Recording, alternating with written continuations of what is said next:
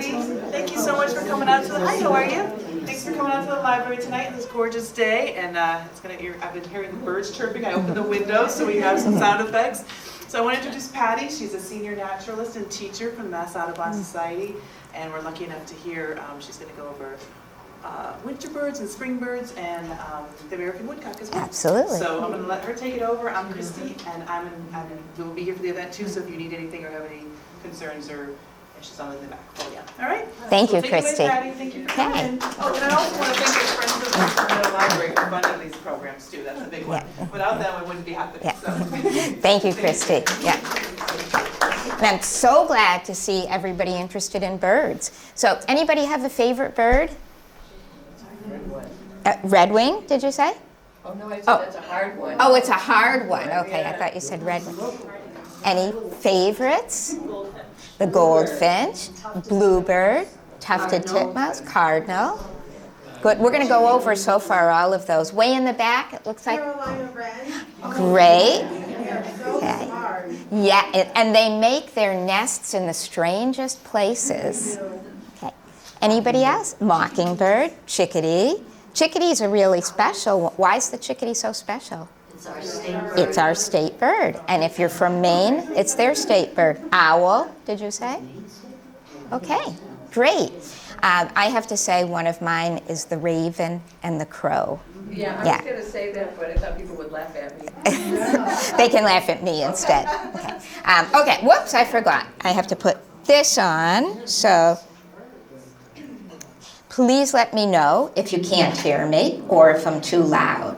So I'm just going to come right over here. And in this slide over here, can anybody identify any of these birds? Yeah. Okay. So we have actually up in the upper left, that's actually a common nighthawk, which is one that doesn't nest in Massachusetts. It used to, but it goes through in the fall. So I love that bird. The middle one, anybody know that one? A really camouflaged bird? You've got it. Somebody said the American bittern. Okay. The one in the right, that's a tough one. Red-shouldered and awesome.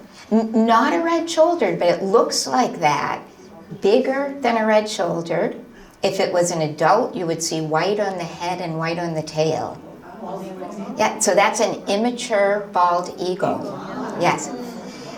We have one now at Stebbins. Oh, you have one at Stebbins? Yes. That's right. I Wasn't think it came it? from a prior nest, and there's nesting eagles there now, and there's an immature eagle that we think came from prior brood and sticking around. Great. So a friend over here was just telling everybody go to Fanny Stebbins in Long Meadow, and you can see the eagles nesting there. Tina Lane, the end Yeah. of Tina Lane. Thank you, Tina Lane. How about lower left? Like, One of my favorites, Raven, raven. Yeah. And then lower right, that is a white throat. that is the white-throated sparrow. That is a beautiful call. Okay, you passed the test. Okay. So in Massachusetts, we have over 300 birds that either nest here or are here in the winter at different times. So throughout the year, we can see 300 different species. What we're going to do this evening is start by talking about winter birds. I think when we were planning this, it was still winter, and it seemed like winter would never end. And also, it's good because, especially those who are new to birding, I would say the best time to learn your birds is in the winter, to put bird feeders up. And it's a smaller number, so it's really manageable. You can look outside your window, you can see them. You can also not only identify them, but really observe the behavior, which I would highly recommend. And then we'll talk very, very briefly about eruptive species in the winter. So those are ones that normally aren't here, but when we have certain winters when there's not food in the north, some of these finches come down, and a lot of birders get really excited about those. So we'll talk briefly about those. Then we'll get into breeding birds, so those that will be beginning to see, we're already beginning to see them. Some have started to migrate, and they nest here in Massachusetts. We'll talk a little bit about new nesters. Then we're going to talk a little bit about the success stories. So often we hear the negativeness about the fewer number of birds, and that's true. And I would really encourage everybody to do all you can for bird conservation.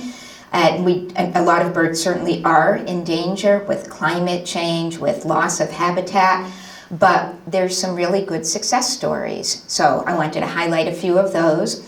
And then we'll talk about a seasonal bird, the American woodcock. Has anybody seen a woodcock or heard of a woodcock? Great, okay. And then we'll talk a little bit about how you can help birds. Okay, so this is another test. Anybody recognize this call? Cardinal? You've got it. This is the cardinal. Okay. So we're going to do a few bird calls or songs, and there's, I should say, sounds of birds. So there's songs which are usually given by the males, and those are usually longer in duration and more musical, and it's really saying, I'm a male bird, I've got the best territory. And then there's calls, and the calls are given by both the male and female. So an example would be, let me just see, whoops, we'll get to it in a minute, but the chickadee, you've probably all heard the chickadee-dee-dee-dee, dee-dee-dee-dee-dee-dee. Sometimes it sounds really stressful, so those are the calls. Those are given by male and female, and that could be saying there's a predator. It could mean it's a winter flock, and it means stay together in the flock. But then this is not a chickadee. I'm just kind of digressing a little bit. But the chickadee song is more that spring's here, spring's here. Okay.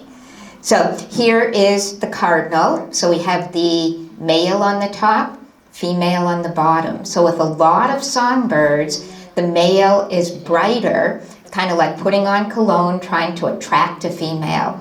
And the female is the one that's not quite as colorful, but wants to camouflage to blend in, especially at the nest. Okay, so here's our chickadee, our black-capped chickadee, and let me just see if I can get the sound here.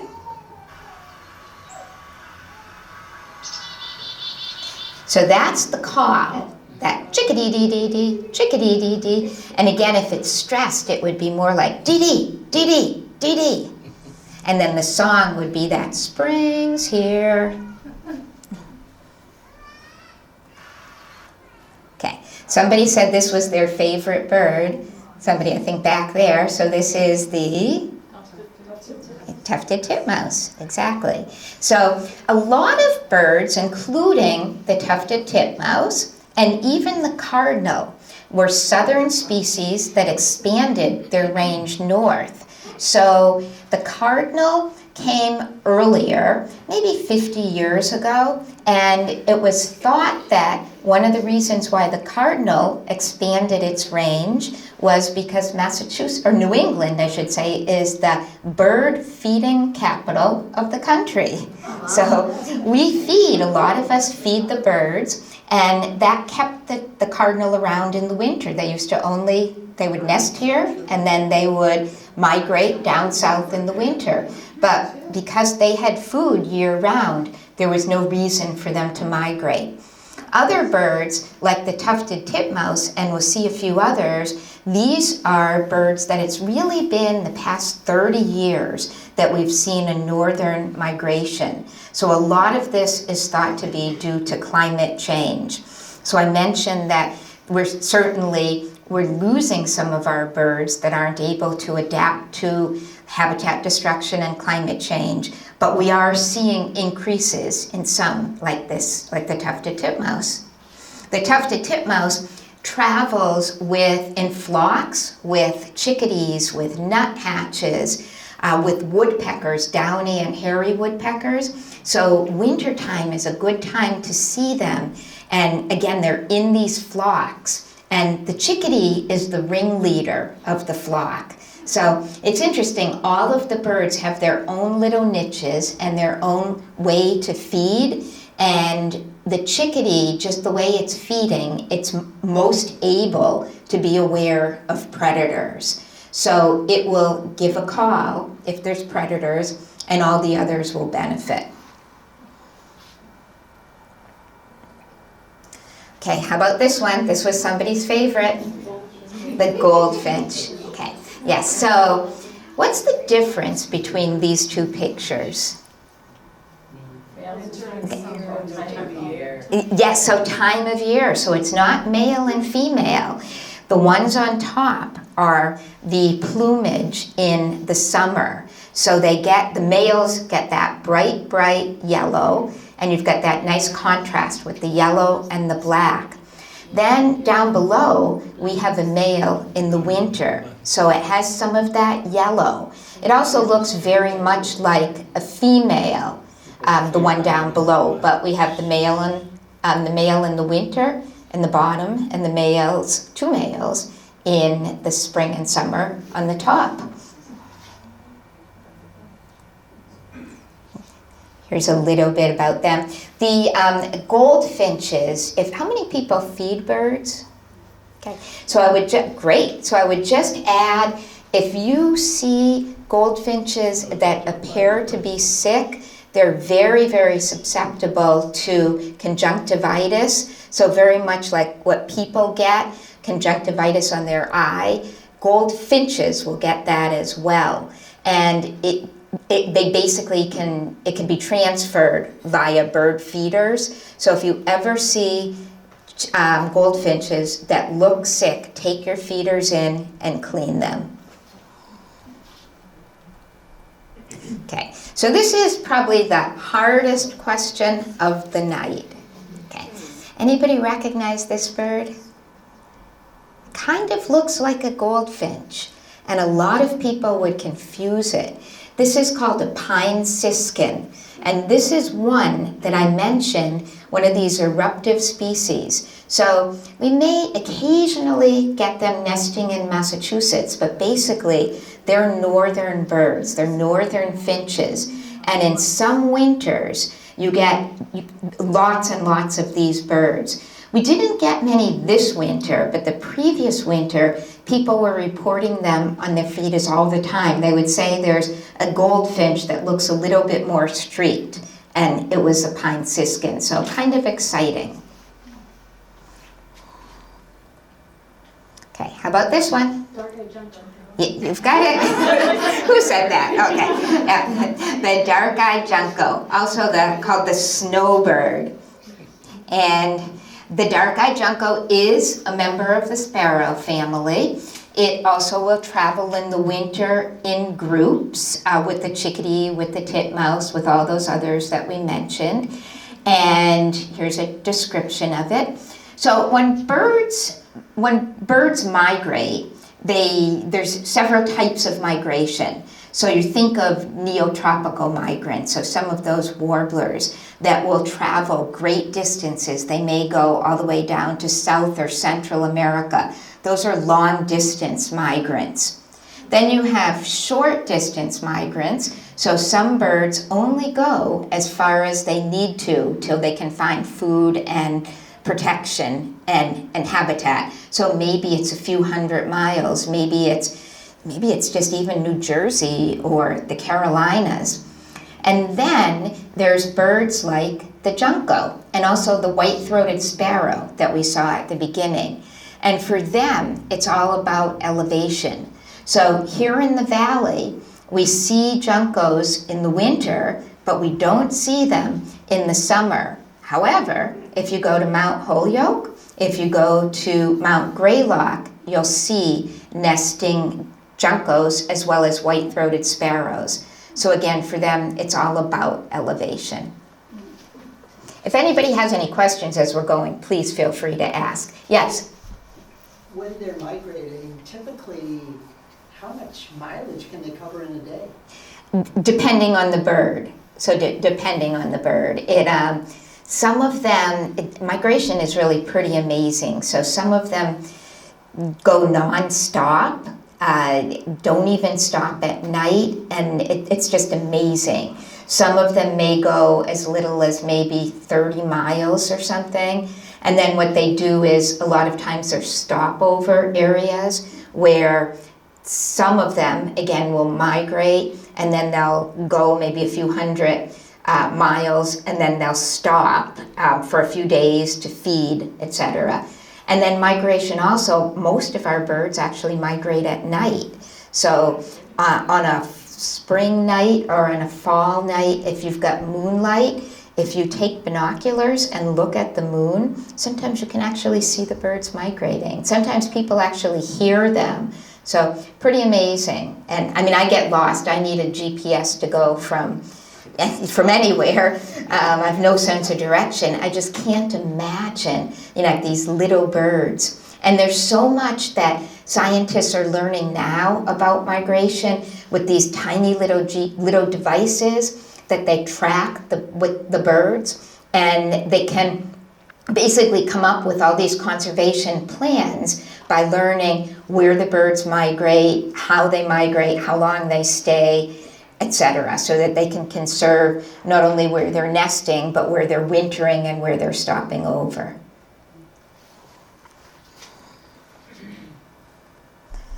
Okay, how about this one? Okay, the blue jay. We'll hear the call over here.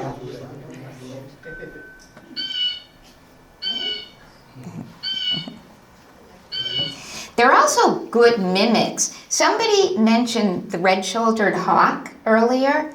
The red-shouldered hawk is one of our fairly common hawks. It has a call. It's like two-syllabled. It's like keer, keer. And the blue jay is a perfect imitant and imitates the red-shouldered hawk perfectly.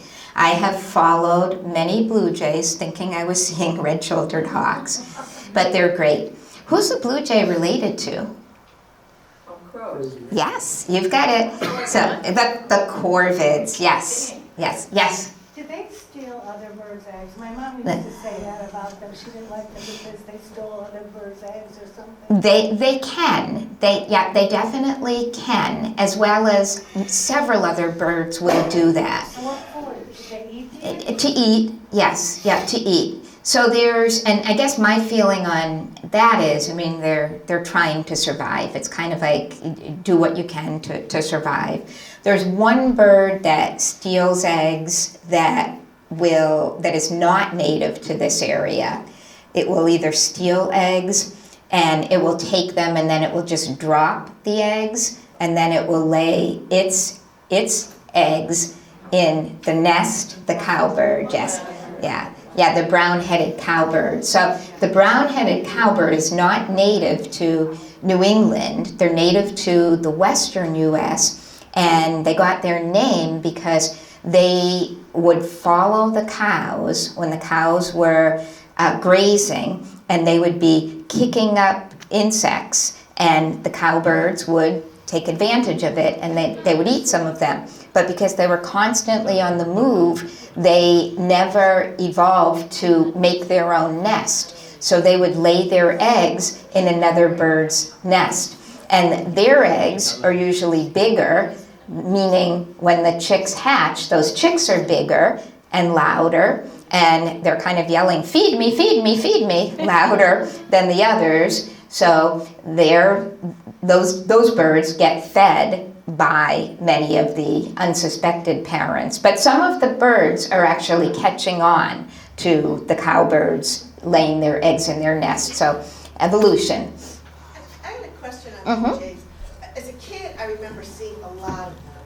And then it seemed like for a few years, I didn't really see them at all. And now I'm seeing them in my yard a lot too. Was there ever anything that was going on with blue jays where their numbers went down? I think in any population there's always going to be some fluctuations where you would see something like that. It's interesting We do there's several bird counts. There's what's called a Christmas bird count, where you're counting as many different species as you can. There's all sorts. And I'm sure several people are probably on what's called eBird now, which is basically, it's through Cornell University. I can tell folks about this afterwards, but it's a lot of documentation of what birds are out there. And the data is just amazing because it's often that you do see fluctuations like that. The one thing that did affect the corvids, meaning the blue jays, the crows, was just about 20 years ago, West Nile virus. The corvids were more susceptible than other species, so that really did take a toll. Yes? I see up there it says blue jays are responsible for planting many oak trees. Is that because they take the, Acorns. Yeah. acorns, Yes. and they drop them at different places? Yeah, they basically, yes, they do. And oak trees, I can't say enough about oak trees in terms of biodiversity.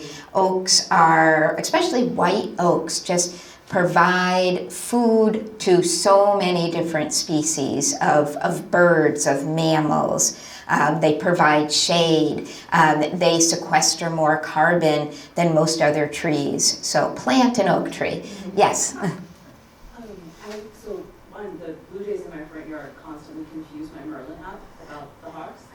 But I had a question about the cowbirds. How do they time laying the eggs? Like, how do they know that they're just going to hatch? I have no idea. Good question. Yeah, something I'd like to look into. Excellent question. Yes. I put peanuts out for the birds Mhm. and watch the blue jay. He takes one and then it disappears somewhere. And then he takes another one and I can see it in his beak and flies away. Where's that fruit? Probably stored in his crop, which is kind of like an organ that birds have. So probably just storing it there. Yeah, another good question. Before we move on from the blue jay, I don't think I put a picture of a crow in here, but are people familiar, you're in East Long Meadow, with the Springfield crow roost? Oh, yeah. Oh, good. Yeah. Okay, yeah. So it's in the winter. It moves, but there's about 7,000 birds. So in the wintertime, it's been at Mercy Hospital, the way back, the parking lot. And so if my winter nights consist of, weekends, consist of driving to Mercy Hospital, going to the back of the parking lot where there's no cars, which is great, so you're not interfering with anything.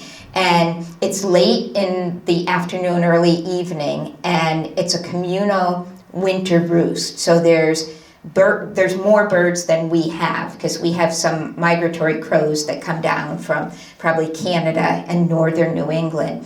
And every night they gather there. You can hear all sorts of communication. You can watch what they're doing. It's amazing. So, yes? I lived near Springfield College for a couple of years, or it seems like a couple of years they were there, like all over the campus. Yes, they were. I mean, it can change. Sometimes it's on Albany Street, also called Gasoline Alley. Sometimes it's at the Oak Grove Cemetery. So it definitely can change. But okay. So this is the one with the white-throated sparrow that we. And I have to play this. This is, I think, one of the prettiest sounds.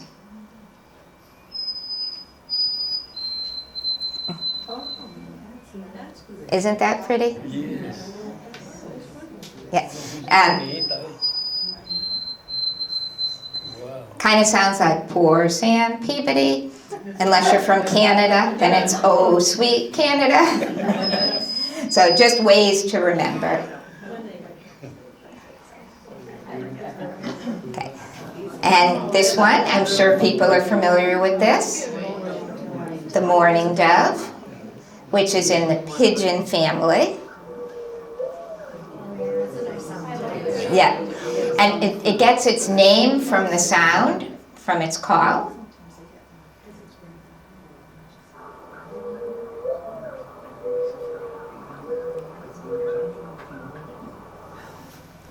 Okay, so this is way in the back, I think somebody's favorite, the Carolina wren. So this is another one of those birds that has expanded its range north.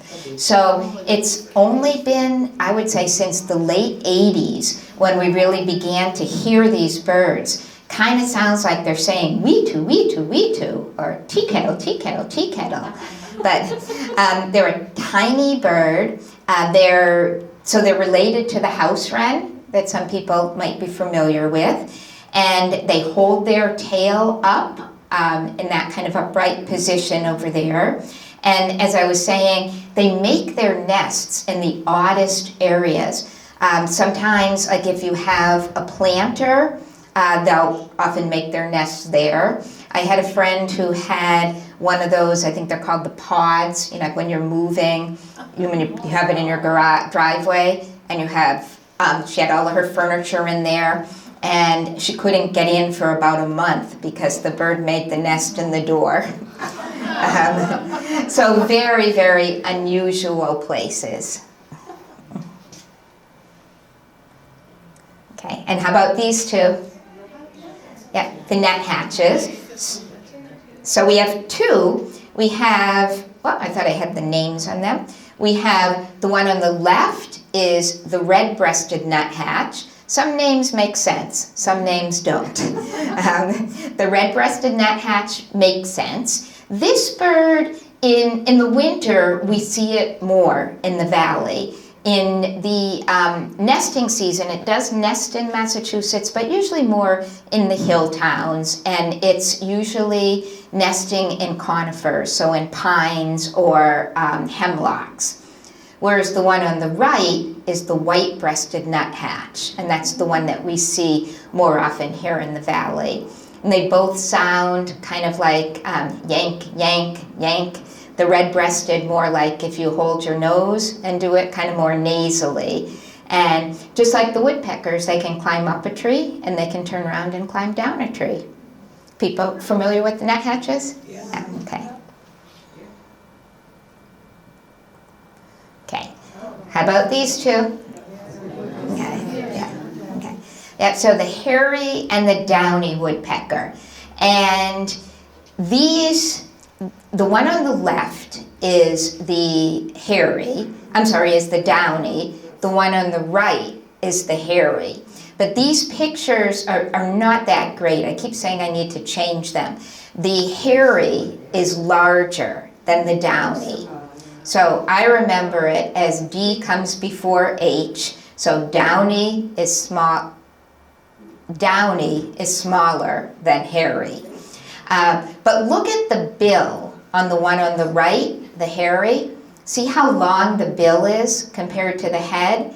That's probably the best way to identify them, is to note that the bill on the hairy is bigger than the head. If you see them together, then you can point out, yes, one's a hairy, one's a downy, but a lot you're not going to see them at the same time. And are these males or females? Yeah, and how do you know? Red. Yeah, absolutely. So the red on the head of these two woodpeckers represents the males. The females will not have that at all. There's also on the hairy woodpecker, down by the tail, there's a few white marks that are different than the downy, but pretty much similar looking birds. And how many people have seen this one? Okay. If we were sitting here 25 years ago, it would have been pretty unusual to see the red-bellied woodpecker. And I mentioned some names make sense. Does this look like a red-bellied woodpecker to you?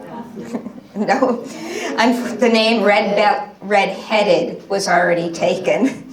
And in fact, this is the red-bellied woodpecker. And this, again, one of these southern species that's moved north, loves floodplains. We were talking about Fanny Stebbins, so definitely found around there. Probably many of you have seen this bird at your bird feeders in your yards. Yeah, so beautiful bird. I did not put a picture of the red-headed woodpecker in there, but I did want to say that the red-headed woodpecker is really unusual to see in Massachusetts, and it has a unique occurrence in New England. Sometimes you see them in Vermont, sometimes you see them in Connecticut, sometimes you see them in Massachusetts, and you see them, maybe a handful of them, in a season, and it's usually in the winter, but we have very few documentation of them nesting here. But the few that have actually been here in the past 2 decades have been also at Fanny Stebbins, as well as a few other places. So right in the floodplain. So if you're walking in that area, keep your eyes open and you might see a red-headed woodpecker. Okay, so now we get to these confusing finches. Okay, how many people have been confused by these birds? Okay, I definitely am. So the upper left is the male house finch, and then the upper right is the female house finch. So the female is kind of a slim bird. She lacks the notched tail of the female purple finch, which is down below. So the two down below are the purple finch.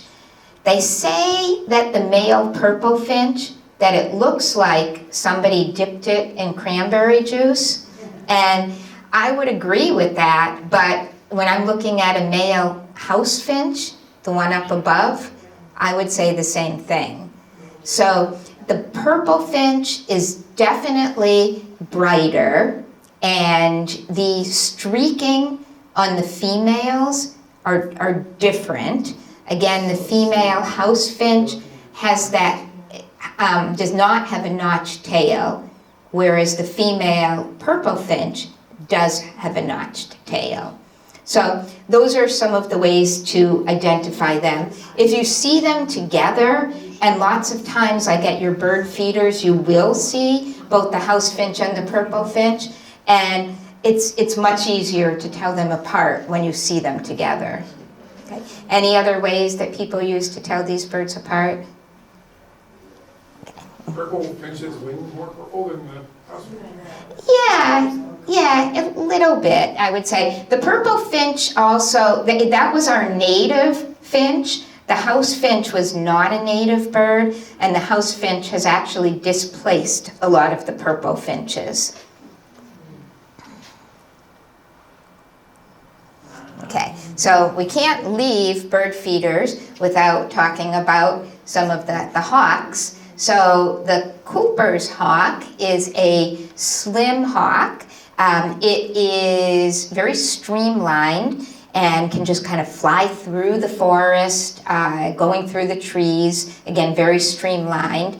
And it's, I was going to say its cousin. There's always reclassification of birds. And the Cooper's hawk, some of you may have heard that it's and I didn't remove this. It is no longer an accipiter.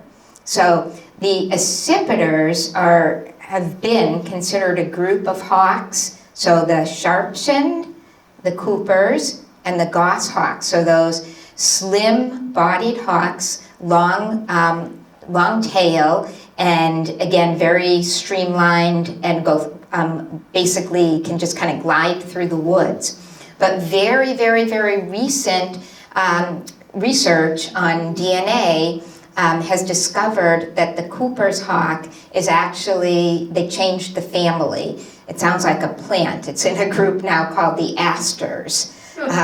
Spelled, say that again? Aster? Aster. I think it's not ASTER, it may be ESTER, I can't remember, but it's just brand new reclassification. But I put it in here just because this is a hawk that will visit your bird feeders. So if you are, if you're looking at your feeders and all of a sudden it gets quiet, that's a good indication that there might be a Cooper's hawk over there. Let me know if you find that. And our most common hawk in our area is the red-tailed hawk. So this is in a group of hawks called the Buteos, which have the fan-shaped tail and broad wings. And again, this is the most common hawk that we have in our area. I'm sure everybody has seen a red-tailed hawk. That asterisk is ASTUR. ASTUR, thank you. Cooperi. Okay. Okay, so just had to put this in. These 3 bears were in Florence, Massachusetts, and if you do put bird feeders up, basically now's the time to be taking them in. So what the state, what Mass Wildlife suggests is to take them in on March 1st. And basically, they can usually go out December 1st. However, if the weather is mild, the bears certainly can come out. They're not true hibernators. In fact, the females give birth in the winter, so probably can't sleep through that. But they have an excellent sense of smell, and if you have, if they come to your feeder, again, I would take them in, and otherwise, you can be sure that they'll be back. Or you can take them in during the daytime. I'm sorry, during the night. So put them out during the daytime and then take them in. Yes? Mm-hmm. In regards to bird feeders, what would you recommend, like the variety to have in your garden? I think I would say the biggest variety provides the greatest number of species. So there's like the feeder like this one. This is called a tube feeder, and those would attract a lot of the birds like the chickadees, the titmice, a huge variety of birds. And then there's thistle, which has the really tiny openings, and those are for like the finches. So those pine siskins would come down to those, the house finch, the purple finch, the goldfinch, and then having some platform feeders. So some birds, like cardinals, might go on the platform feeders. So I would say the more variety, the better. Okay.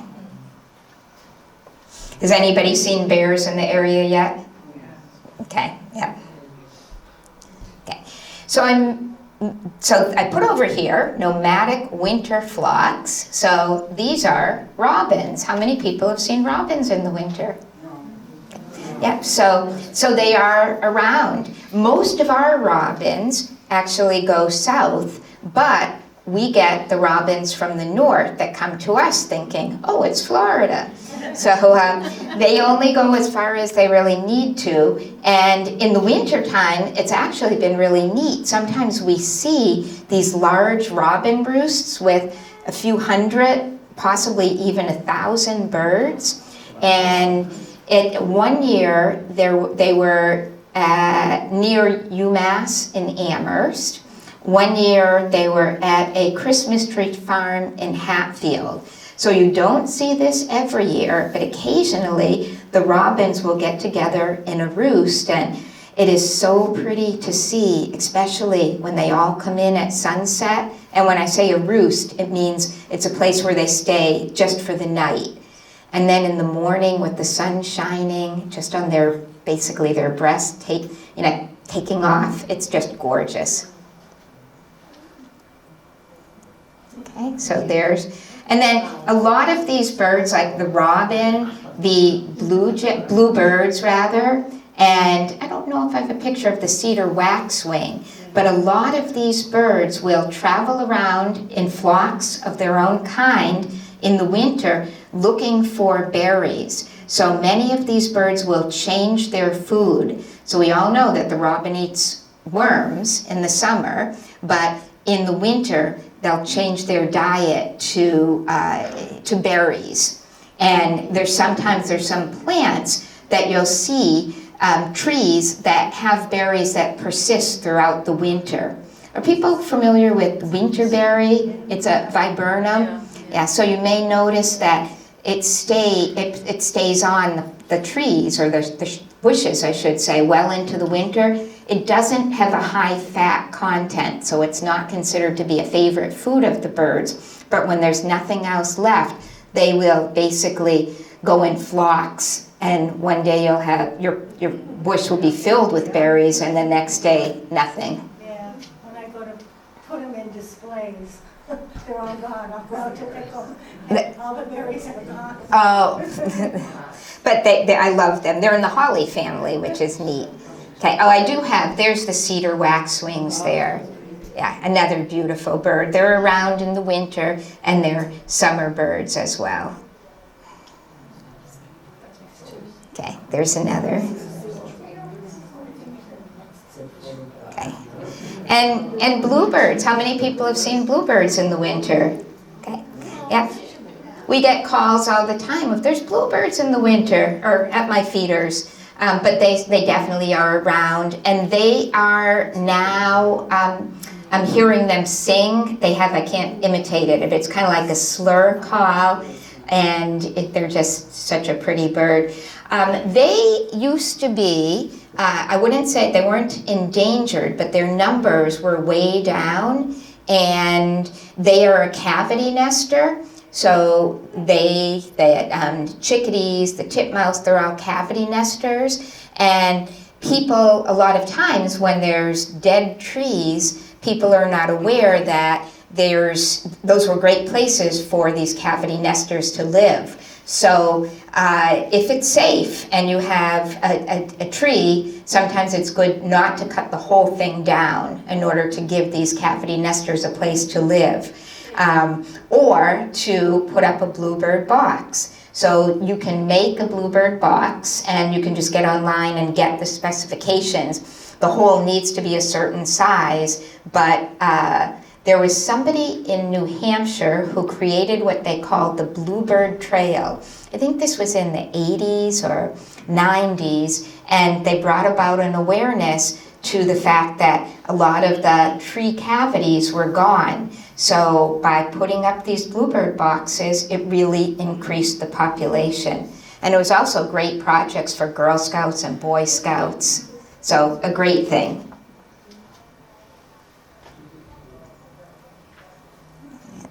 Okay. So the one on the left is the male, and the one on the right is the female. Okay. So I'm just gonna play this. Feel free to close your eyes if you'd like, but at this time, in the next few weeks or so, we should be hearing a little bit of a spring dawn chorus. So let me just get this.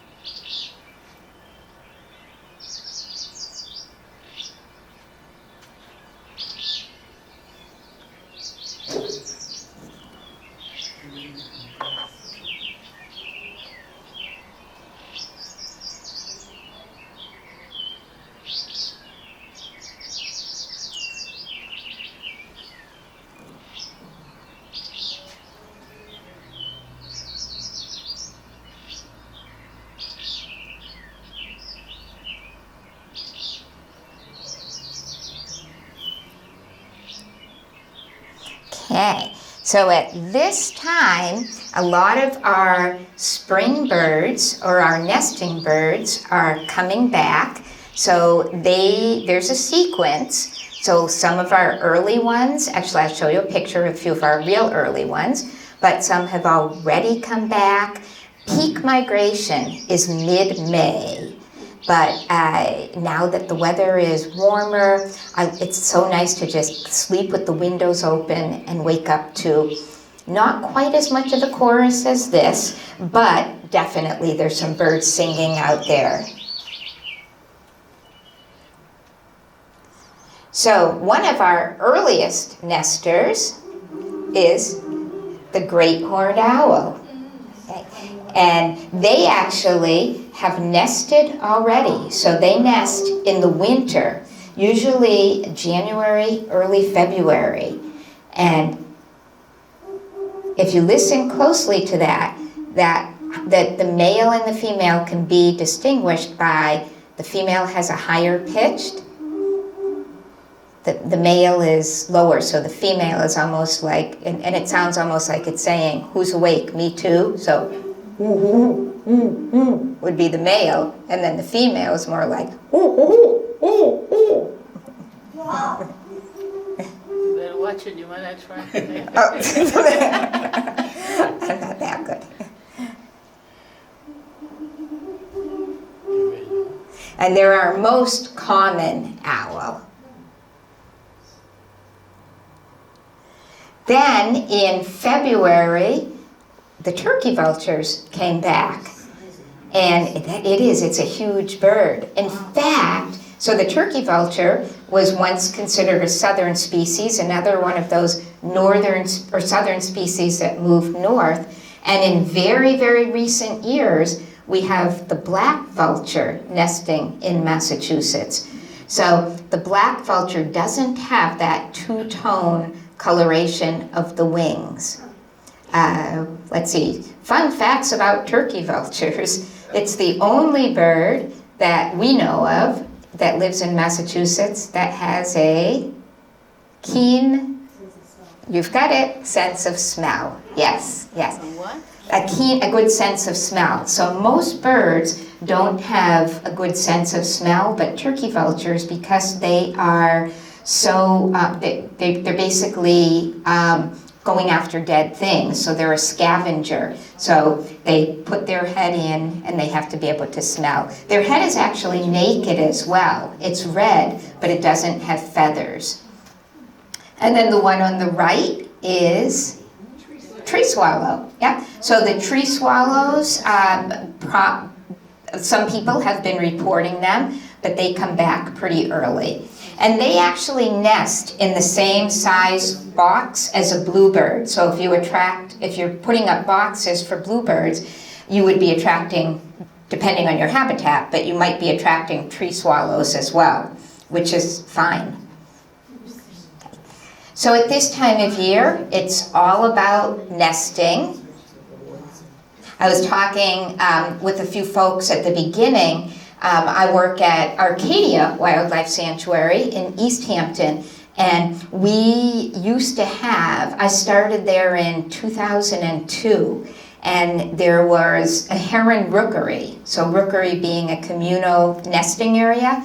There were 3 nests, and then every year it kept doubling until we had 57 nests. Yeah. 57, and then something happened. An eagle moved in, and it was exciting. However, the eagle was going after heron chicks, the heron was going after the eagle chick, the great horned owl was out there as well. So there was a lot of competition, but little by little the heron numbers went down. And I'm sure that they've moved elsewhere, but we just have a few now. But we still do have a nesting eagle if you want to come visit. Another early bird is the red-winged blackbird. And here's another one that I just have to play the sound. In fact, this is my phone ringtone. It's so nice. Whoops. The bouncy sound. Yeah, wait a minute. I just have to put this down for a second.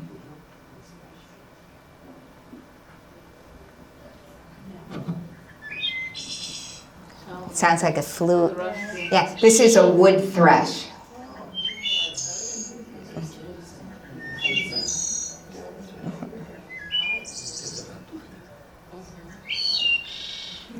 Isn't that a beautiful song? You know what? Paul Winter, the Paul Winter concert, he's done a whole with his it's clarinet, right? Yeah. When he plays a little one. And he did it to the tune of the wood thrush, and he combines the actual song of the wood thrush with the song that he's composed. With the clarinet. I saw him at Bombeck's, and it was the first time I heard. It was wonderful. So, yes, Google Paul Winter wood thrush. He does. Thank you for bringing that up. Can you hear them now? Not yet. Not yet. About when? Actually, I would say the end of April. Yeah, the wood thrush is more of a forest species. So if you have like your forest around your house, woods, there's a good chance that you'll hear it, or if you go for a walk in the woods, but definitely not in the fields or suburbia. So I wanted to talk a little bit about the restoration project over here of the bald eagle. So remember when the bald eagle was endangered?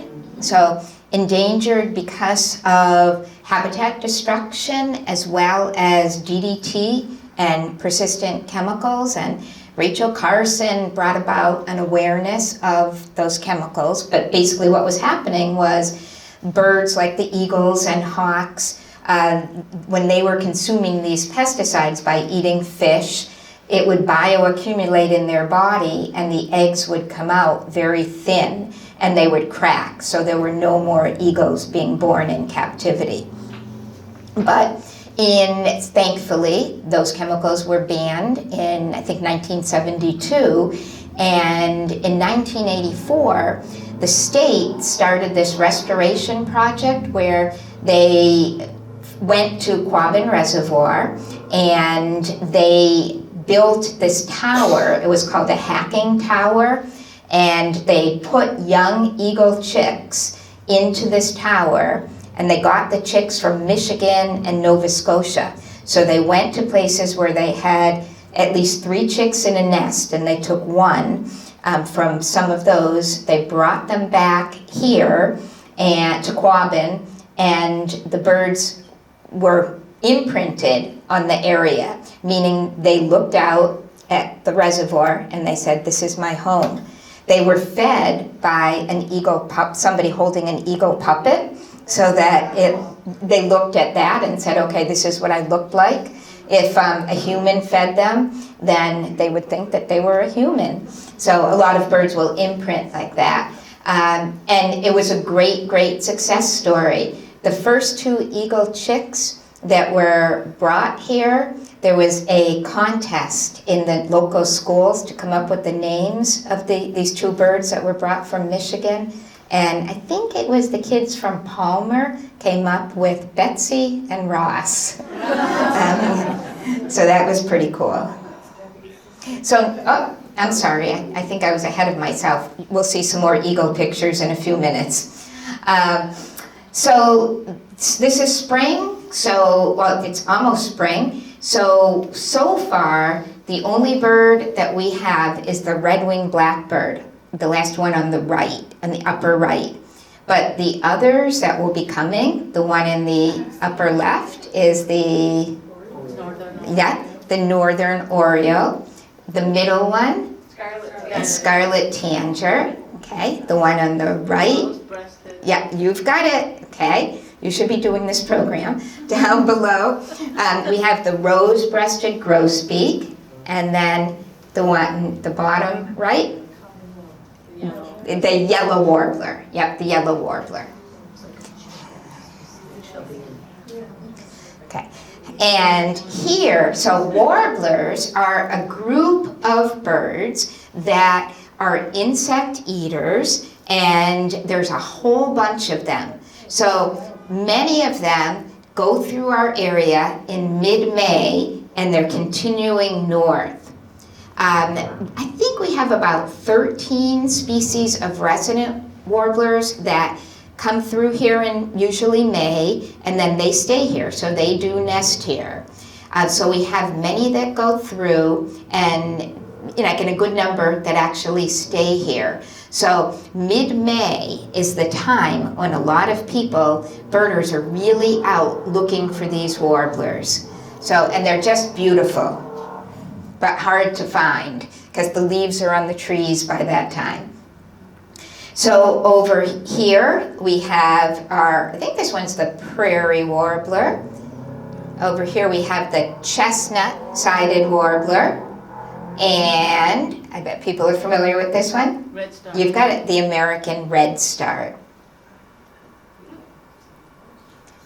Another one of my favorites that actually is probably here now, can be found more in fields. Anybody recognize this one? I heard it, the towhee. So we have the male on the left and the female on the right. We don't get that around here too much. No, yeah, if you go to Fanny Stebbins, you probably, might see some of them. Again, they're more in the field. They're also like along by power lines. So just kind of thinking of some areas, some conservation areas where there's power lines. I mentioned birds have songs and calls. So the call of the towhee sounds like it's going towhee, towhee, towhee. And the song sounds like it's saying, drink your tea. So when I was working with kids, I would always say to them, when it says drink your tea, say what you'd rather have. So the kids would say, I'd rather have Coke. And I'd say, I'd rather have coffee. And the bird would say, drink your tea. Did you just hear that? Okay. The indigo bunting will be coming. And if you go towards the water, you might see the green heron. The green heron has a unique hunting strategy. It will drop leaves or debris into the water, trying to fool fish into thinking that it might be an insect, and then the heron will grab the fish. And then we have the belted kingfisher. And, whoops. So the loon is another success story. So at the Wachusett Reservoir, we have loons. At Quabbin Reservoir, a lot closer to us, there's loons.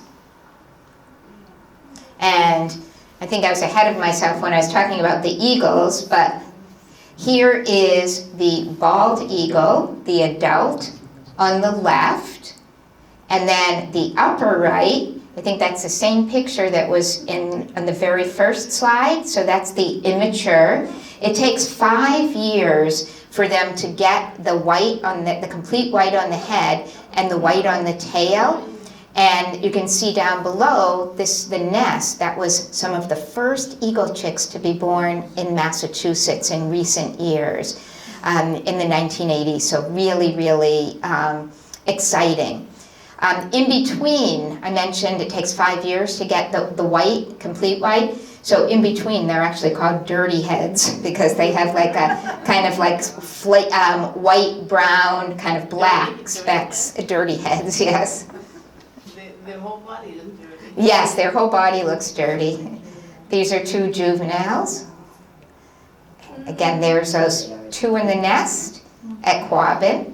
And I know this may be hard for some of you to read back there, but this is showing on the left, that's 1987. And the dark black is the number of breeding pairs. The middle, that white, is the number of towns, and that kind of grayish is the number of water areas. So we can see from 1987 right through 2010, the number of nesting eagles in Massachusetts just went up and up and up. The state was banding them for many, many years, and there's so many now. Last I heard, it was over 80 nesting pairs. So really, really, really exciting, and a great work by a number of organizations. So Mass Wildlife, which is our state agency, worked with, at the time it was Bank of Boston, which I think is now Bank of America. Mass Audubon was a partner as well, and a great success story. And the wild turkey. Believe it or not, there was a time when we had very few wild turkeys in Massachusetts, and they are now back. There was a restoration project as well, and a lot of turkeys are considered to be nuisance birds. Sometimes male people have complained because the turkeys harass them. Okay. Yeah. So now we're going to end with our seasonal bird, so the American woodcock. And I know a few people said that they've seen or heard them. And this bird is a member of the shorebird family that's moved inland. It looks very much like a snipe. It's related to the yellow legs, so things that you might think of as a shorebird. And at this time of year, late February, early March, the males come back a little bit early. The females are pretty close behind. And the male is doing an amazing display. And it happens, again, late February, mostly March into April. And I'll go over his display in just a minute. But the time to see them is in the evening, just about twilight, around 20 minutes after sunset on a clear night, and a little bit less on a cloudy night. So places to go, I'm not that familiar with East Long Meadow, but like an open field.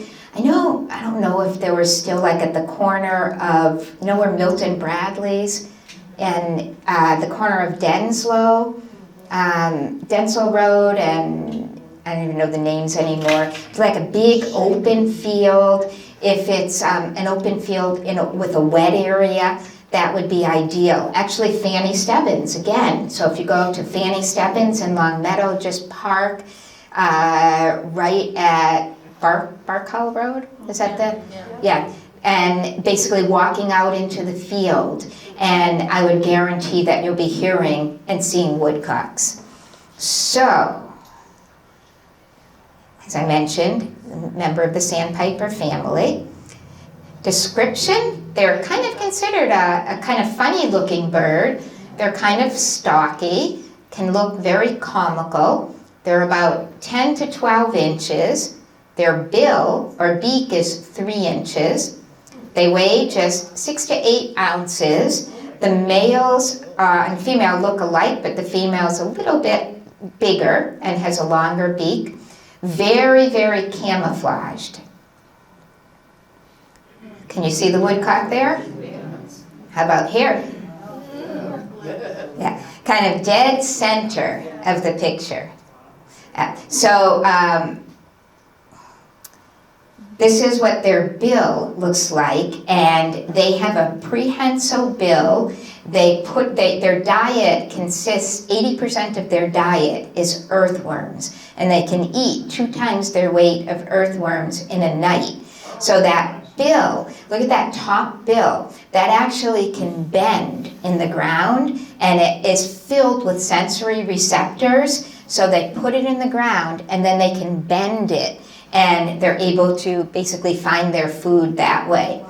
They also have a really neat habit of they can take their feet and stamp the ground, simulating rain so that the worms come up.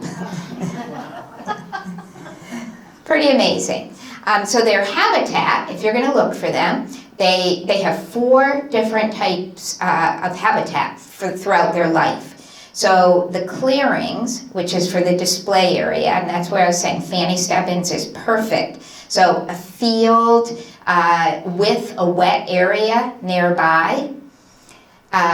They need early successional forests, which are young forests, so maybe 10 to 30 years old, the trees. So they need these young forests for the nesting.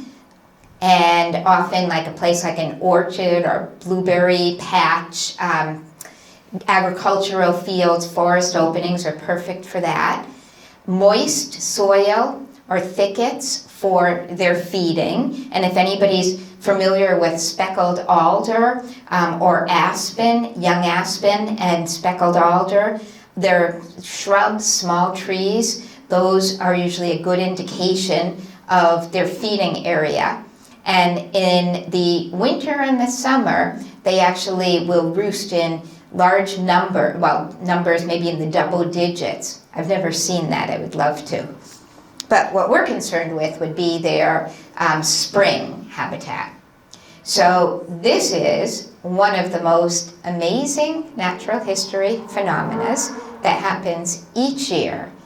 And whoops, it takes place at the same time of year when, at this time, the salamanders are moving, the wood frogs are moving, the maple sap is just about finished.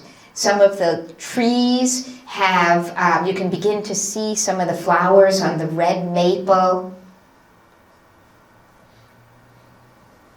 And we're going to go over the display. So the male is on the ground and he puffs out his chest and he kind of walks around in a circle. So it almost sounds like his voice, like he's in different directions. He's kind of walking around going, peep, and then he moves, peep, peep. And he can do this a number of times, 30 times, sometimes even more. So it sounds just like that, peep, peep. And then what he does is he takes off and he spirals up into the sky. He goes 200 to 300 feet. And the sound, and I'm going to play it in just a minute, but the sound is not made by his vocal sacs. It's made by basically the air going through 3 of his outer primary feathers, or outer wing feathers. And a scientist discovered that by removing one of those primaries, and it didn't make any sound. Then he gets to the top, and then you start hearing these chirping sounds. And you know he's at the top when you hear those chirping sounds. And then he zigzags down, and then when he's just before 50 feet from the ground, he goes straight down, and usually he lands exactly in the same place where he took off. And then he starts doing it all over again. Yeah, it is. It's amazing. So if you can get out in the next month or so, and if you go with just a few people, when he goes up in the air, you can actually get closer. So you can run up, kind of scrunch down, and then he'll land really close to you. Okay, so here's these in the upper right. And I'm sorry I'm not using a pointer, just because if I use that, then I don't have the sound on the computer. But those upper right, those 3 primary feathers, these are on the adult male. The female and the immature male, those feathers are not as narrow. So it doesn't make the sound. Okay, so the female, in the meantime, is in the woods just watching. Okay, so here he is, and this is what it sounds like.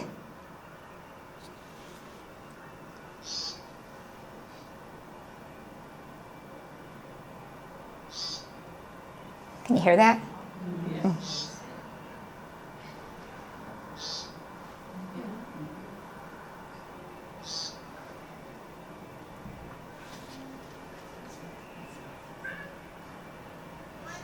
Then he goes up.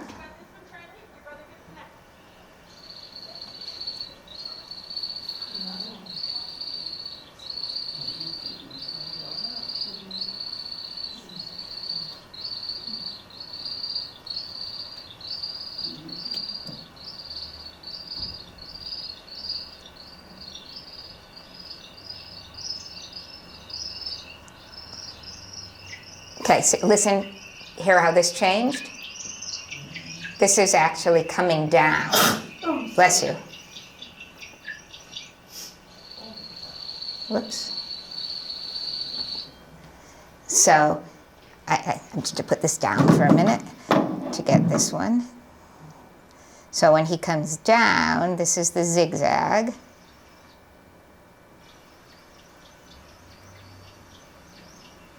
It's more of a chirping sound.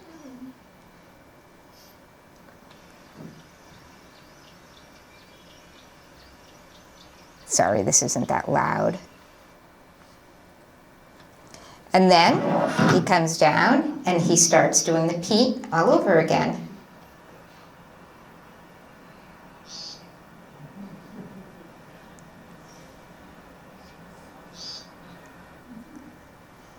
And so I would encourage you to get out and see if you can see and hear. It's just as much of an auditory experience. But yes. And what's the why does he do that? Is there a Oh, purpose behind it? absolutely. He's trying to attract a mate. Yeah. Yes, he is. But they're precocial, so he will mate and he will not stay around. He'll mate many times. And a lot of times, now, there's several woodcocks in an area, and many of them are actually moving further north, but they're actually displaying on their way. So that's kind of exciting, yeah. So thank you for all your information on this, and it sounds like a great group of birders here. So anybody have any questions, feel free to ask now or just to stay. Yes, way in the back. I was thinking about killdeer, Yeah. as far as like the similar kinds of behaviors. The killdeer doesn't do the same display, but did you notice the killdeer in the parking lot coming in? No.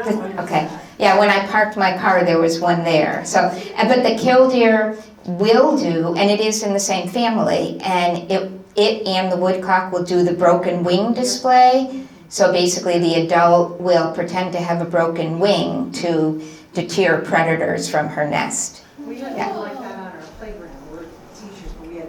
Oh, nice. And it would always, it was hard though, Yeah. because then when the babies were born, the kids always thought they were, they would go and pick them up. Oh, right, Because they right. thought there was a problem, Yeah. it's like, no, you shouldn't. Yeah. But yeah, the mom would make all sorts of, Yeah. like, you thought they were Yeah. dying. Right, but that must have been great for the kids to see, other than keeping them away from them, but yes. Yeah, great, yes. I know that eagles and ospreys reuse their nests. Are there any other bird species, like among some of these that you've been talking about that reuse a nest? Yeah, a lot it's more like the larger birds with the larger nests, like most likely, like an owl doesn't build its own nest, but it will go back to somebody else's nest, so they often will go back to the same one. A lot of birds of prey, crows will often go back to the same nest. So I would say a lot of the larger birds. Yeah. Yes. You mentioned about the roosting around Mhm. North End Mercy Hospital area. What types of birds will you see in a roosting? In that one, it's just the crows, and we have two types of crows. We have the American crow, and the one we're most familiar with, and then we have a little smaller one called a fish crow, which they look alike, but it sounds like an American crow with a Boston accent. So, and listen, like if you go to parking lots, you might hear this like, "Con." So that's it. So those are the ones that would be in this roost. But I mentioned that the robins will roost, red-winged blackbirds will roost. So, and roosting is different than the communal nest. So roosting is usually something that they'll do in the winter. So, yeah, so that it's large numbers for protection. Yes. Thank you. Yeah, sure. Yep, way in the back. If you put bluebird nests, how far apart should you put them? Good question. So I don't think it's necessarily the distance of how far, but it's important to put several boxes up because house sparrows will move in to bluebird boxes and they will kill bluebirds. They'll also kill tree swallows, but house sparrows will not tolerate another one of their own kind right next door. So if you put in enough boxes up, you might get a house sparrow, but there would probably be room for a bluebird and and maybe a tree swallow, depending on your habitat. And it's, house sparrows are not native, so I wouldn't say it's a bad thing if you were to try to deter them. Yeah, okay, yes? Just a logistics question. Fanny Stebbins, does it have a parking lot or you just park on the road? I've never been. Yeah.